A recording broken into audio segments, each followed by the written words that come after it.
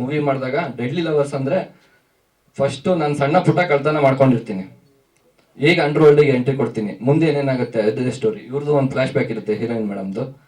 So ಅದರಿಂದ next ಏನೇನಾಗುತ್ತೆ ಅನ್ನೋದೇ movie story. ಅದೆಲ್ಲ ಥಿಯೇಟ್ರಲ್ಲೇ ನೋಡಬೇಕು. ತುಂಬ ಚೆನ್ನಾಗಿ ಮಾಡಿದ್ದಾರೆ. ನಾಗೇಂದ್ರ ಸರ್ ಕತೆ ಹೇಳಿದ್ರು, ಅವಾಗ ಅರ್ಥ ಆಗಿರಲಿಲ್ಲ. ಸ್ಕ್ರಿಪ್ಟ್ ಕೊಟ್ಟರು, ಅವಾಗಲೂ ಅರ್ಥ ಆಗಲಿಲ್ಲ. ಅದು ಎಲ್ಲ ಆಮೇಲೆ ಸಿನಿಮಾ ನೋಡಿದ್ರೆ ಬೇರೆ ಥರ ಇದೆ. ಪೂರ್ತಿ ನೋಡಿಲ್ಲ, ಇನ್ನೂ ನೋಡಬೇಕು.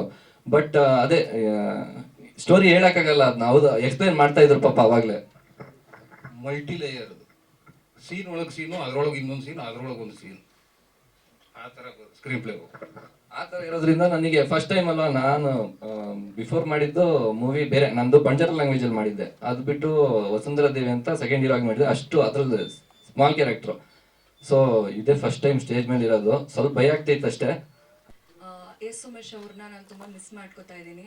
ಆ್ಯಂಡ್ ಡ್ಯಾನ್ಸ್ ಕೋರಿಯೋಗ್ರಾಫರ್ ಶ್ರೀನಿವಾಸ್ ಸರ್ನ, ಅವರಿಬ್ಬರು ಇದ್ದಿದ್ರೆ ತುಂಬ ಚೆನ್ನಾಗಿರ್ತಾ ಇತ್ತು. ಅವರಿಬ್ಬರು ಮಿಸ್ ಆಗಿದ್ದಾರೆ. ಸೊ ಹೇಳಬೇಕು ಅಂದರೆ ನಾನು ತುಂಬ soft character and silent.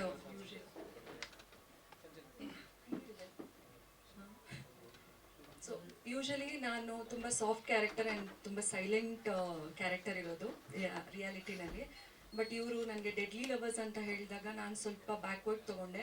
Because ನನಗೆ ಆ ಪಾತ್ರಕ್ಕೆ ಜಸ್ಟಿಸ್ ಕೊಡೋಕ್ಕಾಗುತ್ತಾ ಇಲ್ವಾ ಅಂತ ಗೊತ್ತಾಗಲಿಲ್ಲ. ಆ್ಯಂಡ್ ದೆನ್ ರಿಸ್ಕ್ ತೊಗೊಂಡ್ರೇ ಅಲ್ವಾ ಲೈಫು. ಸೊ ಐ ಥಾಟ್ ಮಾಡೋಣ ಅಂತ ಹೇಳಿಬಿಟ್ಟು ಮತ್ತೆ ನಾನು ಸ್ಟಾರ್ಟ್ ಮಾಡಿದೆ. ಐ ಥಿಂಕ್ ನಾನು ಜಸ್ಟಿಸ್ ಮಾಡಿದ್ದೀನಿ ನನ್ನ ಪಾತ್ರಕ್ಕೆ ಅಂತ ಡೈರೆಕ್ಟರ್ ಎಲ್ಲ ಒಪ್ಕೊಂಡಿದ್ದಾರೆ. ನೀವು ಕೂಡ ಸಿನಿಮಾ ನೋಡಿ ಆದಷ್ಟು ಶೇರ್ ಮಾಡಿ, ಸಪೋರ್ಟ್ ಮಾಡಿ ಅಂತ ಕೇಳ್ಕೊತೀನಿ. Thank you so much. ಈ ಸಿನಿಮಾದಲ್ಲೂ ಅವ್ರ ಕೋಆಪರೇಷನ್ ತುಂಬಾ ಇದೆ. ಅದೇ ರೀತಿ ಶೂಟಿಂಗ್ ಸಂದರ್ಭದಲ್ಲಿ ನಮ್ಮ ಲೊಕೇಶನ್ ಪ್ರತಿಯೊಂದು ಇದರಲ್ಲೂ ಪ್ರತಿಯೊಂದು ದಿನನೂ ಪ್ರತಿಯೊಂದು ಜವಾಬ್ದಾರಿ ತಗೊಂಡು ಈ ಸಿನಿಮಾನ ಕಂಪ್ಲೀಟ್ ಆಗೋದಕ್ಕೆ ಸಹಕಾರ ಕೊಟ್ಟಿದ್ದಾರೆ. ಅದಾದ್ಮೇಲೆ ನಮ್ಮ ಪ್ರಶಾಂತಣ ಪೋಸ್ಟ್ ಪ್ರೊಡಕ್ಷನ್ ವರ್ಕ್ ಇರ್ಬೋದು, ಆರ್ಟಿಸ್ಟ್ಗಳು ಇರ್ಬೋದು, ಇಲ್ಲಿವರೆಗೂ ಬಿಡುಗಡೆನೂ ಸಹ ಅವ್ರದ್ದೇ ಆದ ಸಂಸ್ಥೆ ತಾಂಡಾ ಮೂವಿ ಮೇಕರ್ಸ್ ಅದರ ಅಡಿಯಲ್ಲಿ ಬಿಡುಗಡೆ ಮಾಡ್ತಾ ಇದ್ದೀವಿ. ಅದು ಬಿಟ್ರೆ ಇನ್ನೊಬ್ರು ರಾಜಣ್ಣ ಅಂತ, ಅವರು ನಮ್ಮ ಜೊತೆ ಪ್ರತಿದಿನನೂ ಇದ್ದು ಕಂಪ್ಲೀಟ್. ಇದು ನನ್ನ 2ನೇ ಸಿನಿಮಾ.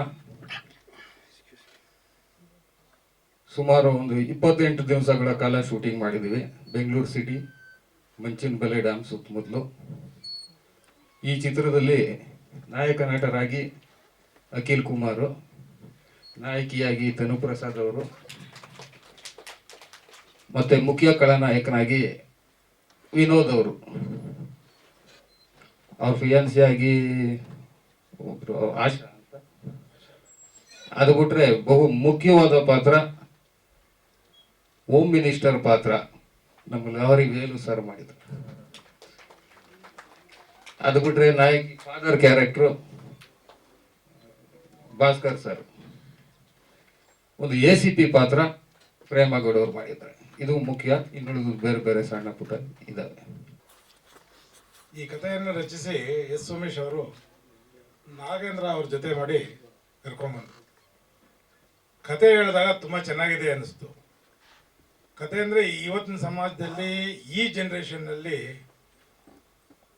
ತಂದೆ ಆದಂಥವರು ವಯಸ್ಸಿಗೆ ಬಂದಿರೋ ಮಕ್ಕಳನ್ನ ಯಾವ ರೀತಿ ಬೆಳೆಸಬೇಕು ಅನ್ನೋದೊಂದು ಪಾಯಿಂಟ್ ಔಟ್ ಇದೆ ಇದರಲ್ಲಿ.